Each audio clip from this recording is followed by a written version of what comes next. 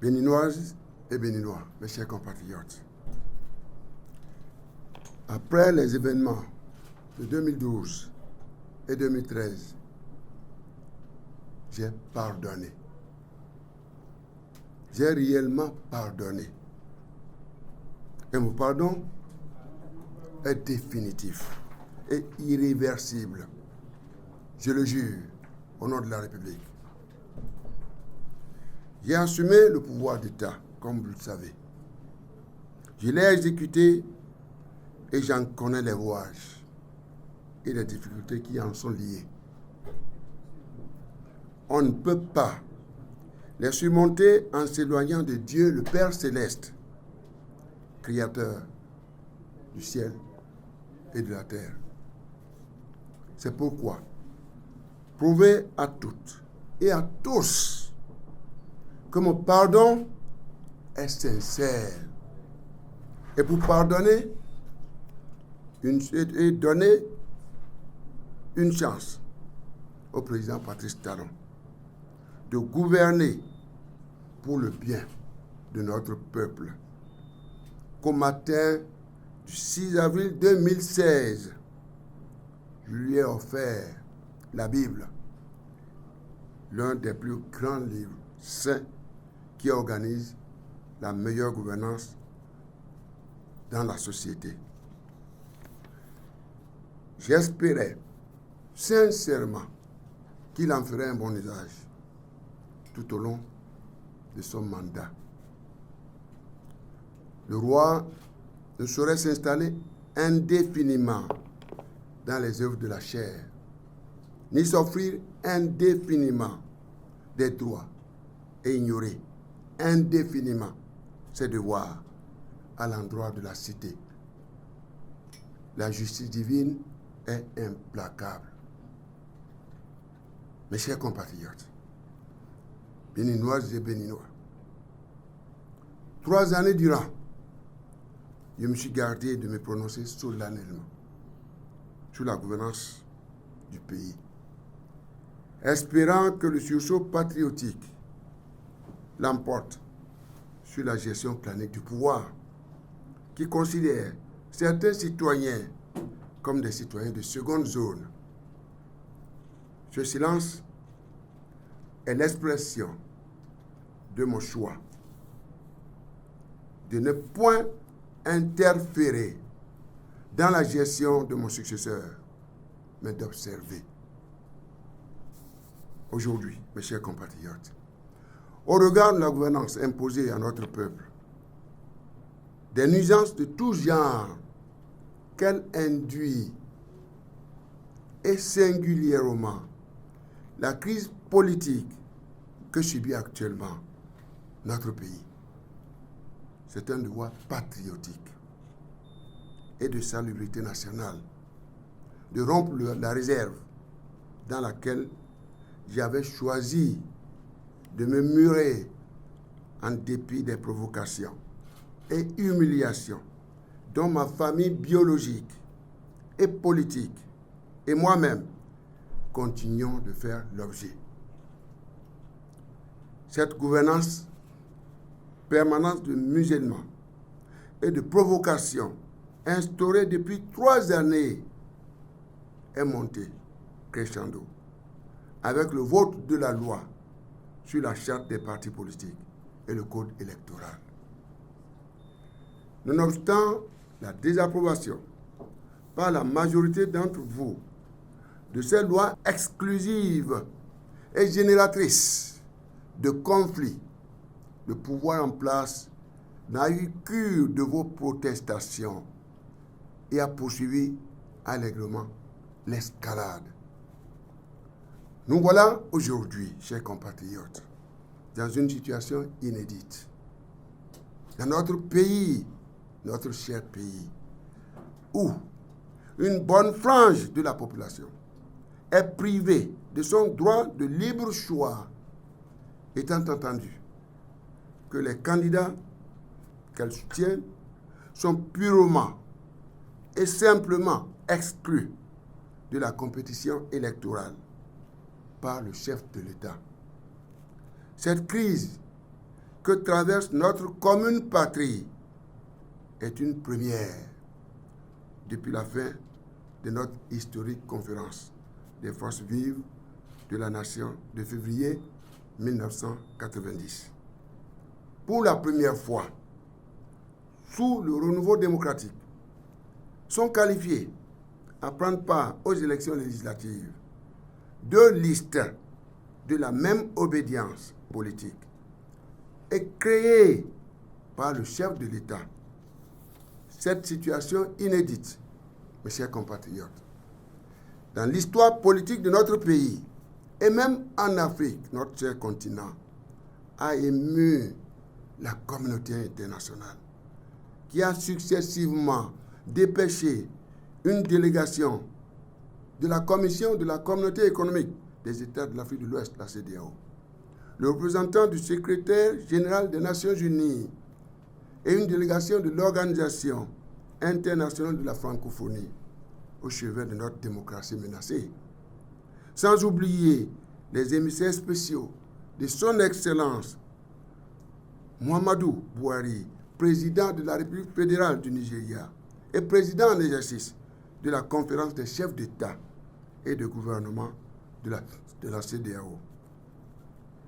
J'ai eu l'insigne honneur de rencontrer et d'échanger avec toutes ces délégations. À ces différentes occasions, mes chers compatriotes, je leur ai toujours réaffirmé l'attachement du peuple béninois à l'état de droit et à sa démocratie. Et leur ai réitéré sa volonté d'aboutir à des élections législatives inclusives, crédibles, équitables et transparentes. Je renouvelle mes vœux à l'endroit de la communauté internationale de continuer de s'investir dans la résolution de cette crise. Je resterai reconnaissant des efforts en cours de son Excellence Muhammadu Buhari, président de la République fédérale du Nigeria et président en exercice de la conférence des chefs d'État et de gouvernement de la CEDEAO, en relation avec les autres États membres pour une issue heureuse de cette crise en vue de la préservation de la stabilité dans la sous-région. J'associe à ce cri de cœur SOS, en particulier l'Union africaine, l'Union européenne, les Nations unies et toute la communauté internationale. Mes chers compatriotes, beaucoup d'entre vous se sont prononcés de diverses manières par rapport à cette crise. Vous le savez bien. Je salue au passage mon aîné, le président Nicéphore Dieudonné Soglo et la présidente fondatrice du Parti de la Renaissance du Bénin, l'honorable Rosine Vieira Soglo, qui ne cesse de s'investir en dépit du poids de l'âge. Je n'oublie pas les efforts fournis par les intellectuels, la société civile, le clergé, les têtes couronnées, les personnalités politiques, les sages, les jeunes, les femmes et nos frères et sœurs de la diaspora dans la résolution de cette crise politique dans notre pays. Je ne saurais ignorer non plus le précieux appui, encore une fois, de la communauté internationale, béninoise et béninois. Mes très chers compatriotes, j'ai espéré que tous les gémissements et cris de cœur poussés dans le pays feraient entendre raison au président de la République. J'ai cru que tous les efforts fournis par la communauté internationale allaient convaincre le chef de l'État du risque encouru en optant pour des élections législatives sans la participation de tous les partis politiques qui le désirent et qui, au demeurant, ont accompli les diligences nécessaires. J'ai espéré, enfin, la profession de foi du président Patrice Talon. Je le répète, j'ai espéré enfin que la profession de foi du président Patrice Talon de vouloir faire participer tous les partis politiques et l'assurance qu'il a donnée aux différentes délégations ayant séjourné dans notre pays dans le cadre de ces élections était véritablement sincère. Hélas, chers compatriotes, il n'en a pas été ainsi. Vous l'avez constaté. Contre toute attente et au mépris de ces professions de foi répétées et face aux délégations étrangères et aux Béninois, le président de la République s'est inscrit dans la poursuite de ce processus électoral qui exclut tous les partis politiques de l'opposition et qui n'autorise uniquement que son seul parti politique, divisé en deux pour la circonstance, à savoir l'Union progressiste et le Bloc républicain.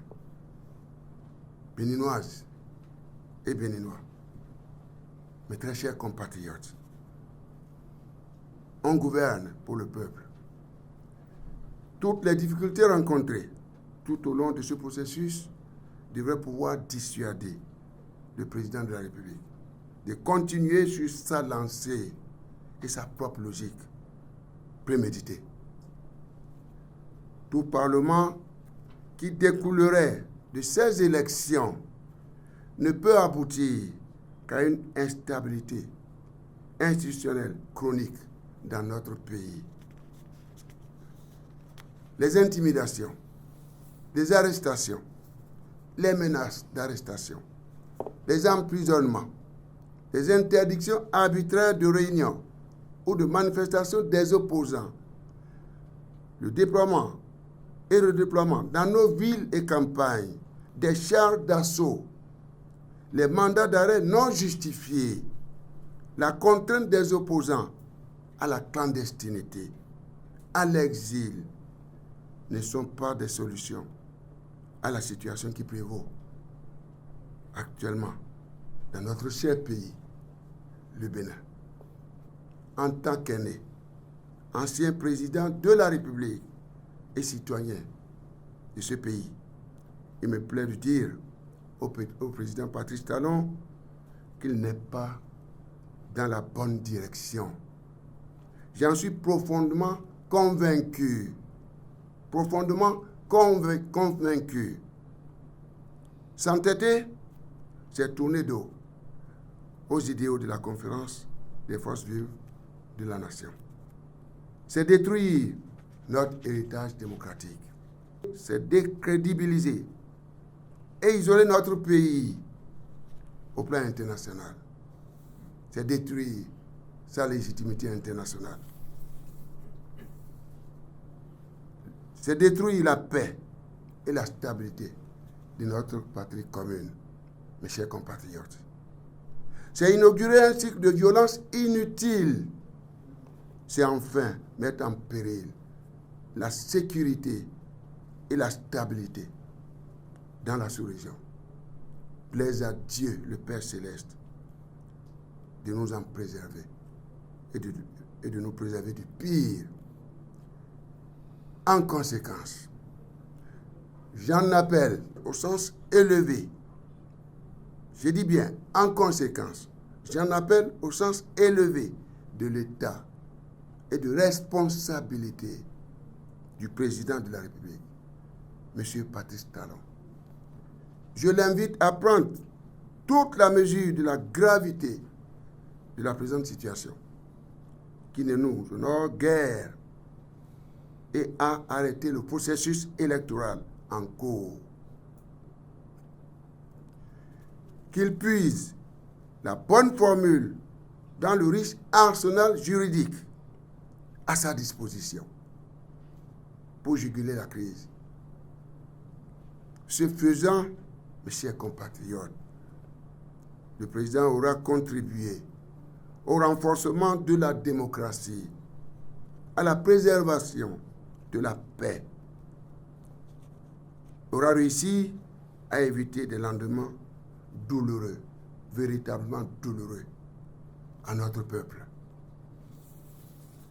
Toute réforme, chers compatriotes, et ajustements sont nécessaires. Et j'en conviens, pour tenir compte des mutations qui affectent notre pays, notre sous-région et notre planète. Leur réussite passe cependant par une gestion participative et leur capacité à profiter à tout le monde et non à un clan. L'autorité de l'État, chargée de la mise en œuvre de ces réformes, pour être audible, passe par l'exemplarité au sommet de l'État. La bonne gouvernance participative et permanente ne peut qu'impulser la transformation politique, économique, sociale, structurelle et radicale de toute société. Mes très chers compatriotes, j'en appelle également au professionnalisme des forces de défense et de sécurité que je connais bien, dans toutes leurs composantes, qui ont fait le serment de défendre à tout prix la démocratie et l'état de droit, de mettre fin aux exactions, aux persécutions, aux arrestations arbitraires, intimidations et menaces sur les populations. Ces dernières qui ne dépendent, je dis bien, ces dernières qui ne défendent que leurs droits constitutionnels. Ne nous trompons donc pas de cible, chers compatriotes.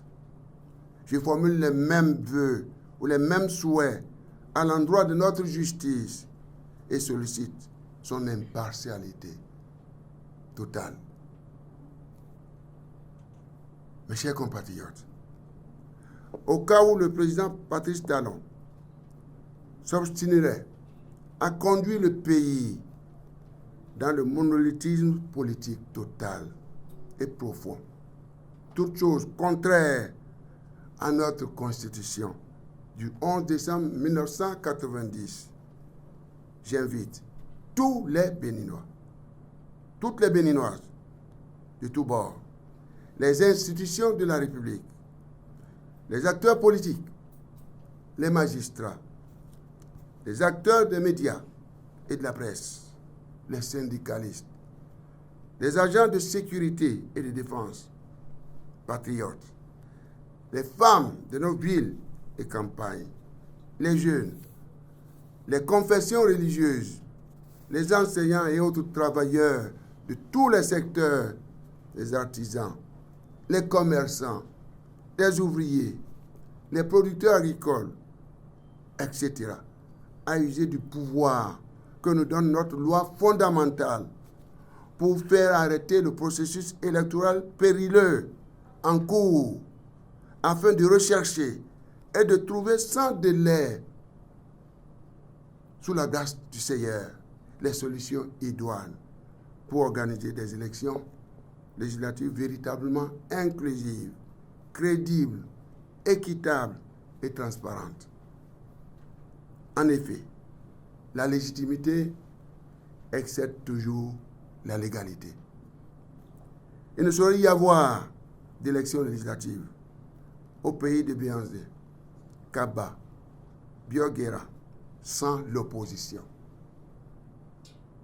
Mes très chers compatriotes, il ne saurait y avoir d'élections législatives au pays de Béanzé, Kaba, Bioguera, sans l'opposition.